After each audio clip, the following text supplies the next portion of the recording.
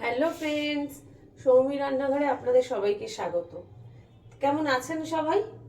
আমি তো দিব্য আছি।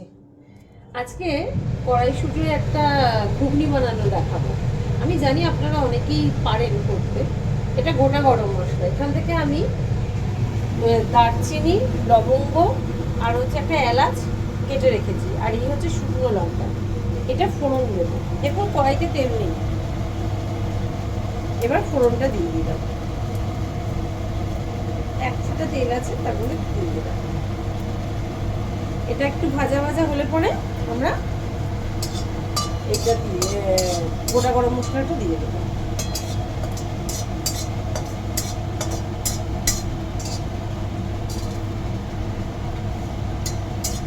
গোটা গরম মশলাটা একটু ভাজা ভাজা হোক।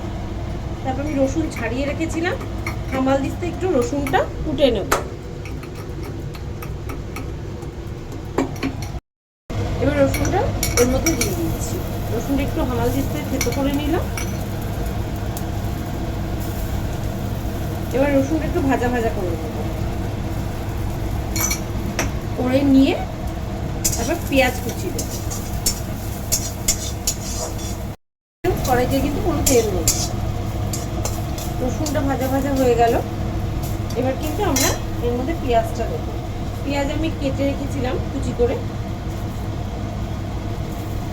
লম্বা লম্বা করে কুচি করে কেটে রেখেছিলাম। পেঁয়াজটা দিয়ে দেবো। এবার পেঁয়াজটা দিয়ে পেঁয়াজটাও নাড়বো। এর একটু নুন দিয়ে দেবো, তাহলে পেঁয়াজগুলো সহজেই নরম হয়ে যাবে।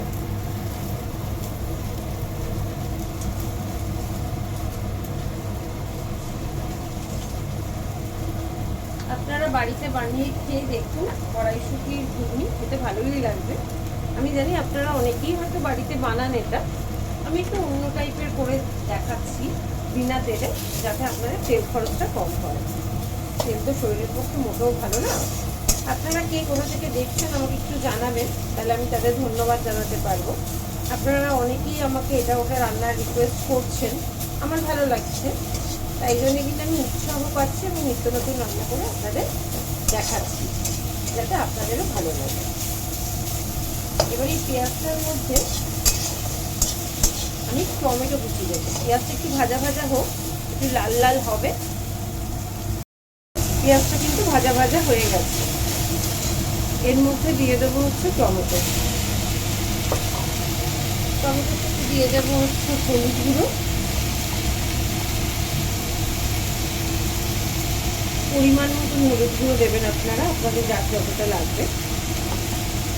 আমাদের নুন কিন্তু দেওয়া হয়ে গেছে। তার সাথে দেবো একটু জিরে গুঁড়ো, দিয়ে আমরা মশলাটাকে কষাবো। এবার দেবো লঙ্কা গুঁড়ো, মানে কাশ্মীরি রেড চিলি পাউডার, ঝাল লঙ্কার গুঁড়ো নয়।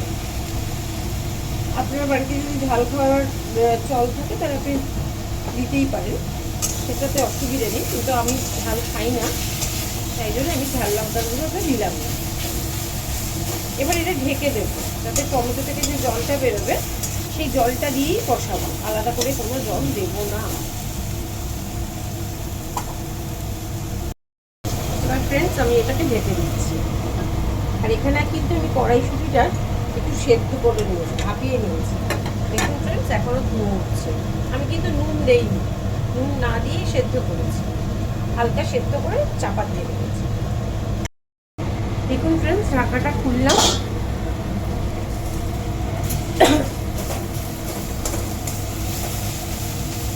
এবার টমেটোগুলোকে একটু ফাটিয়ে দিয়ে ভালো করে মশলাটা কষিয়ে নেব। কোনো জল কিন্তু আমি দেবো না।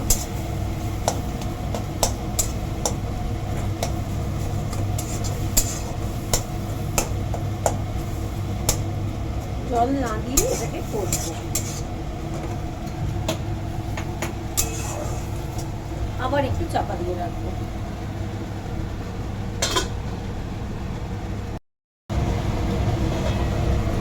দেখুন ফ্রেন্ডস, ঢাকাটা খুললাম, কতটা জল বেরিয়েছে টমেটো থেকে। আমি কিন্তু গ্যাসটা কমিয়েই রেখেছিলাম। এবার এর মধ্যে দেবো একটু চিনি। নুন তো দেয়াই হয়েছে, এবার দেবো চিনি, পরিমাণ মতন চিনি। শীতকালে এই টমেটো সসগুলো এটা খুব ভালো লাগে খেতে, রুটি পরোটা সব কিছুর সাথেই এটা চলে।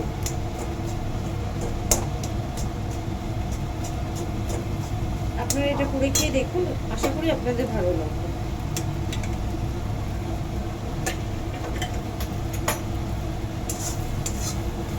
এখন মশলাটা অলমোস্ট কষা হয়ে গেছে।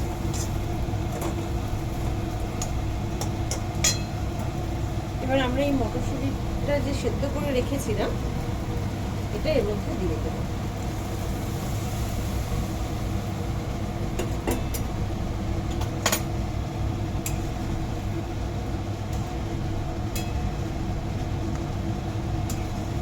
এবার মটরশুঁটি দেখুন কত কালারফুল হয়েছে দেখতে। এবার এটা আমি আবার ঢেকে দেবো ফোটার জন্য।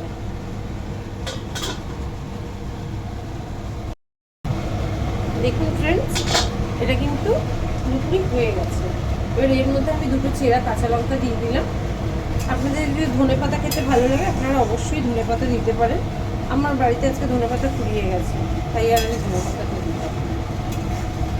আপনারা বাড়িতে করে খেয়ে দেখুন, অবশ্যই আমাকে জানাবেন ভালো লাগলো না খারাপ লাগলো।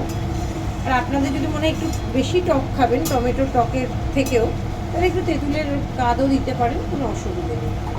ঠিক আছে ফ্রেন্ডস, টাটা।